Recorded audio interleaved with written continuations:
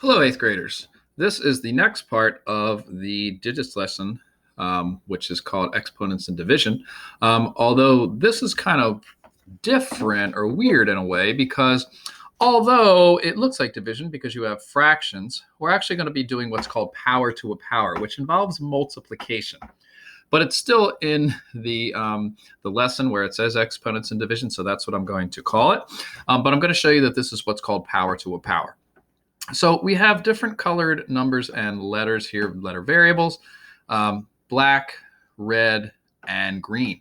The black are our bases. So our bases in the first example are we have a base of 5, a base of n, a base of 3, and a base of y. We have 5 to the second power, n to the fourth power, 3 to the fifth power, y to the seventh power. And they're all raised to the power of 5. So this is very easy if you pay attention, so please do. And you're going to see that this is a very easy, quick connection for you guys to make. So 5 to the second power raised to the power of 5. So what's going to happen is you're simply going to multiply the 2 times 5. So you take the exponent, you multiply it by the exponent outside. So the red exponent times the green exponent. 2 times 5 is what? 10. Okay, so what we have so far is we have, and I'm going to get my marker here. I'm going to use blue. So we have 5, which was our base, 5, to the 2 times 5, which is 10 power. All right, great. So that's kind of taken care of, so I don't need to worry about that anymore. Then I have the n to the fourth power. Again, 4 times 5. Red exponent times green. So n to the 4 times 5. What's 4 times 5? I hope you said 20 because that would be right. So then we have n to the 20th power. So up top, we have 5 to the 10th power, n to the 20th power. I don't care about that anymore because I already did it. All right, now down below in our denominator, we have a base of 3 to the 5th power raised to the 5th power. So we simply take the red exponent 5 times the green exponent 5. What's 5 times 5? You said 25, didn't you? That's because you're so smart. So we have a base of 3. 5 times 5 is 25. All right, now I don't care about this anymore because I just did it. Then my next base is y raised to the 7th power and raised to the 5th power. So again, I simply take the red exponent 7 times the green exponent 5. What's 7 times 5? Yes, you said it, 35. So y is the base.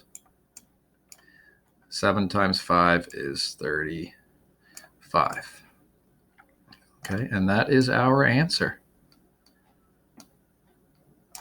5 to the 10th power, n to the 20th power, 3 to the 25th power, y to the 35th power. Pretty simple, right? So let's jump next door.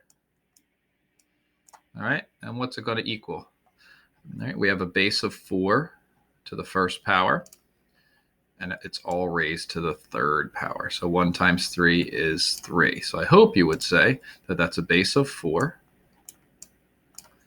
1 times 3 is 3. By m to the 8th power raised to the 3rd power. So what's 8 times 3? 8 times 3 is 24. Whoops, didn't want to move that. Wanted to move that. All right, good. M to the 8 times 3. 8 times 3 is 24. So it would be m to the 24th power. And now I don't care about the m anymore. Jump low to my denominator. I have p to the 4th power. 4 times 3. 4 times 3 is what? 12. Very good. So p to the 12th power.